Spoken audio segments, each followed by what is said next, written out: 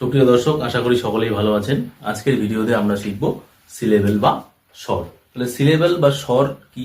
Syllable বা স্বর হলো শব্দের যতটুকু অংশ একবারেই উচ্চারণ করা যায় তাকেই সিলেবেল বলা হয়। অর্থাৎ কোনো শব্দ উচ্চারণের সময় জিভের এবং ঠোঁটের গতি না বদলে যতটুকু অংশ একবারেই উচ্চারণ করা যায় তাকেই সিলেবেল বলা হয়। যেমন টেবিল, ওমেন, অ্যালফাবেট। এই শব্দগুলিতে টে এটা একবারে উচ্চারণ করা যাচ্ছে, বিল এটা একবারে উচ্চারণ করা যাচ্ছে, ওমেন এখানে ও একটা, মেন একটা, এল এখানে একটা, ফা এটা একটা, বেট এটা একটা। তাহলে আমরা দেখতে পাচ্ছি যে একটা একটা শব্দের যতটুকু অংশ একবারে উচ্চারণ করা যাচ্ছে সেটাকেই সিলেবেল বলা হয়। এবং আমরা যদি লক্ষ্য করি দেখব প্রত্যেকটা সিলেবেলে একটা করে ভাওয়েল আছে। তাহলে আমরা বলতেই পারি যে ভাওয়েল ছাড়া কোনো সিলেবেল তৈরি হতে পারে না। আবার এ মানে একটি, আই মানে আমি। তাহলে এখানে দেখা যায় যে এই এ এবং আই যে ভাওয়েল গুলো আছে এই ভাওয়েল গুলো একাই সিলেবেল তৈরি করতে পারে। তাহলে মাথায় রাখতে হবে যে ভাওয়েল ছাড়া কোনো সিলেবেল তৈরি হতে পারে না, আবার ভাওয়েলরা নিজেরাই সিলেবেল তৈরি করতে পারে। উচ্চারণের সুবিধার জন্য সিলেবেলকে 4 ভাগে ভাগ করা হয়। 1 নম্বর মনোসিলেবেল,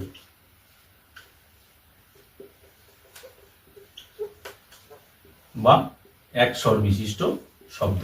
তাহলে আমরা বলতে পারি যে শব্দে একটি মাত্র স্বর থাকে তাকেই মনোসিলেবেল বলা হয়। যেমন ডু, গো, র্যাট, ক্যাট। তাহলে এগুলো হলো মনোসিলেবেল বা এক স্বর বিশিষ্ট শব্দ। 2 নম্বর ডাইসিলেবেল,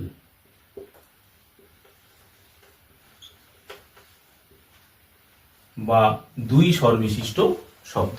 তাহলে যে শব্দে দুটো সিলেবেল থাকে তাকে ডাইসিলেবেল বা 2 স্বর বিশিষ্ট শব্দ বলে। যেমন ওমেন, টেবিল। এখানে ও এটা আগে উচ্চারণ হচ্ছে, মেন পরে উচ্চারণ হচ্ছে। তাহলে এখানে দুটো সিলেবেল। টেবিল ঠিক একই রকম ভাবে টে এটা একটা সিলেবেল, বিল এটা একটা সিলেবেল। ঠিক আছে। 3 নম্বরে থাকলো ট্রাইসিলেবেল, বা 3 স্বর বিশিষ্ট শব্দ। তাহলে আমরা বলতেই পারি যে যে শব্দে 3টা সিলেবেল থাকে তাকে ট্রাইসিলেবেল বা 3 স্বর বিশিষ্ট শব্দ বলে। যেমন কনসোনেন্ট, কনসোনেন্ট, অ্যালফাবেট।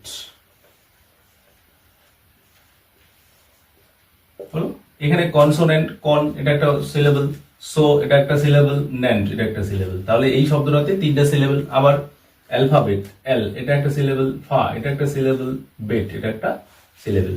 তাহলে যে শব্দে 3টা সিলেবেল থাকে তাকে ট্রাইসিলেবেল বলে। 4 নম্বর পলিসিলেবেল,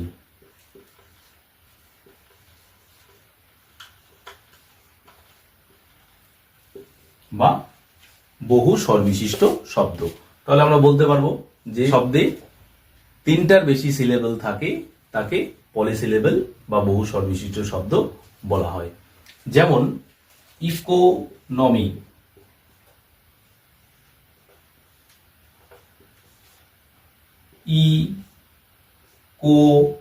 ইকোনমি এখানে এই শব্দটাতে 4টা সিলেবেল।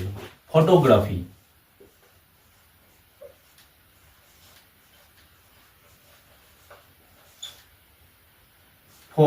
ফটোগ্রাফি।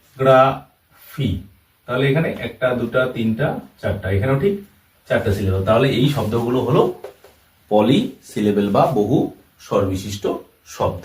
উচ্চারণের ক্ষেত্রে এই সিলেবেল খুবই একটি গুরুত্বপূর্ণ বিষয় যা আমরা শিখব।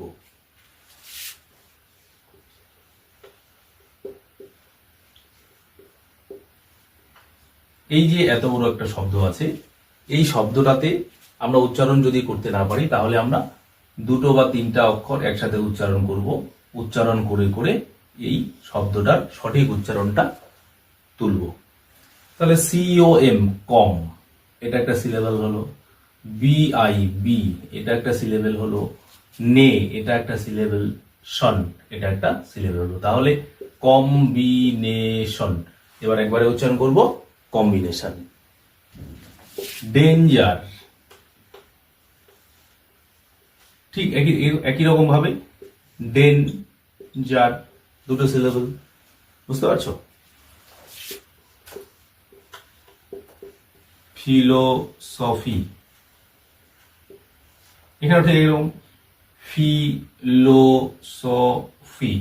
তাহলে আমরা দেখছি যে এই সিলেবেল একটি গুরুত্বপূর্ণ ভূমিকা পালন করে উচ্চারণের ক্ষেত্রে।